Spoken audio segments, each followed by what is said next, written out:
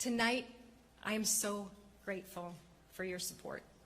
I'm grateful for the support of families across Michigan who've had enough and just can't afford one more blow. But our work isn't finished. My friends, we are just getting started, and I hear it's going to be a rough ride. But Michigan is the birthplace of American ingenuity. After all, we put the world on wheels.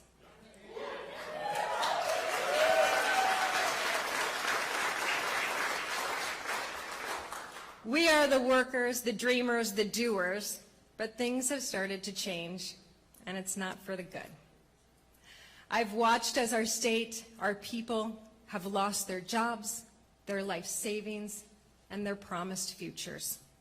I've talked to countless people who feel less safe in their communities and whose kids were locked out of their classrooms. It's unacceptable. And frankly, Michigan, we deserve better.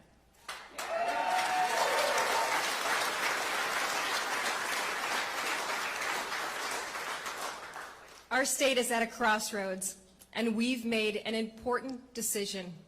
We need to know who we want to be, and I think the people in this room know. The battle lines in this race couldn't be any clearer. This is going to be an epic battle between a conservative businesswoman and mother and a far-left birthing parent and career politician.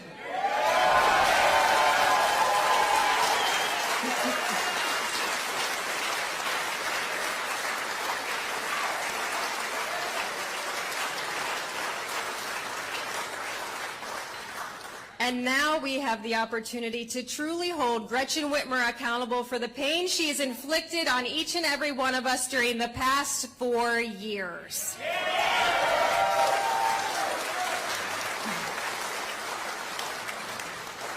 This is personal for me, and I know it's personal for you too. These aren't just policy disagreements. These aren't just silly old battles in Lansing. This has been our lives, our livelihoods, our families, our careers, our businesses, and our children. And you don't mess with the children.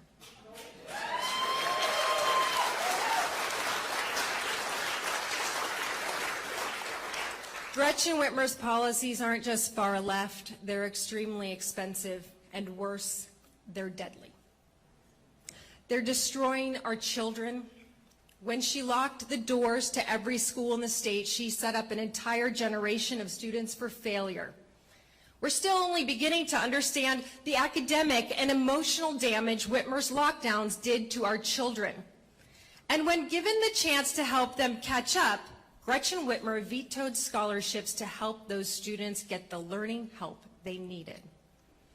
Too many kids have suffered for far too long. We've seen the impact at our home, and I know you've seen it at yours. Moms and dads have watched their children fall behind. They've watched the struggles with anxiety and depression. And they worried about skyrocketing juvenile suicide rates. And far too many families, friends, and neighbors have buried their children. Gretchen Whitmer didn't just hurt our kids. Her policies are destructive for our workforce and our businesses as well. I visited with our restaurant owners, our barbers, our florists, and a long list of small business workers, business owners, and workers who were denied the ability to make a living because one person, Gretchen Whitmer, thought she knew better. I've talked with the men and women who've lost their jobs, closed their businesses because they couldn't make it work, and they had the "Closed by Whitmer" sign in their windows. The queen of lockdowns, she decided you were not essential. All the while, she let the criminals get away, stealing millions from our unemployment system when those who really needed it couldn't get it. Those have been the long 4 years of Gretchen Whitmer, and it's getting worse, not better. Whitmer has cheered the Biden policy while he's pushed us into a recession. Hear that word?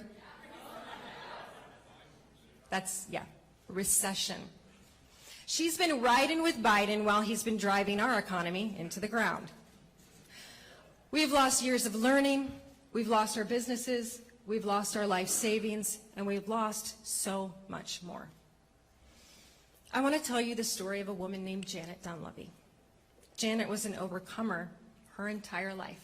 She was born in 1927, and tragedy struck her young life 2 years later when her father took his own life. Janet was raised by a strong single mother with a teaching degree, which was a rarity for that time. Janet went on to become an accomplished pianist and eventually attended college herself and followed in her mother's footsteps, getting a degree in education.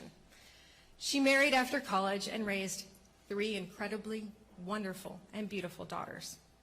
She was a dedicated mother, an amazing kindergarten teacher. But when she was in her early 50s, she was diagnosed with ovarian cancer and told she just had months to live through that. But she overcame it.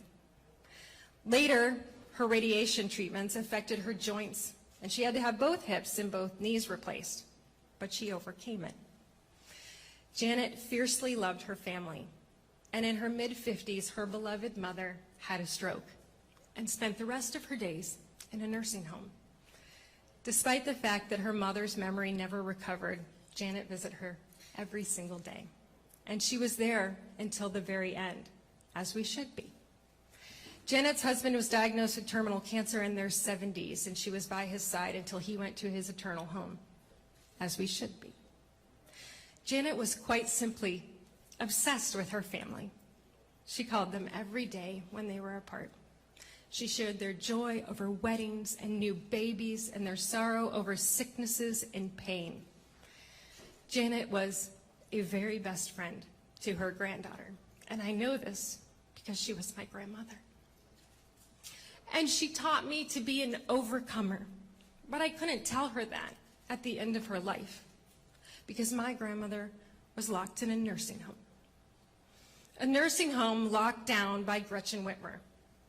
All of those years serving and loving us so well, ended alone.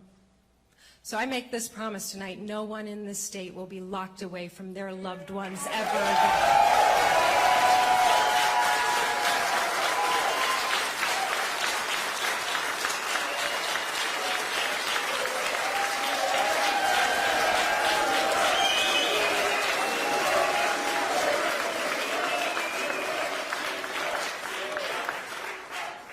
We have all suffered because Gretchen Whitmer's policies stopped us from doing what the people of Michigan do best, from providing for our families, strengthening our communities, working hard, and every day working to make Michigan the best place in the world to live.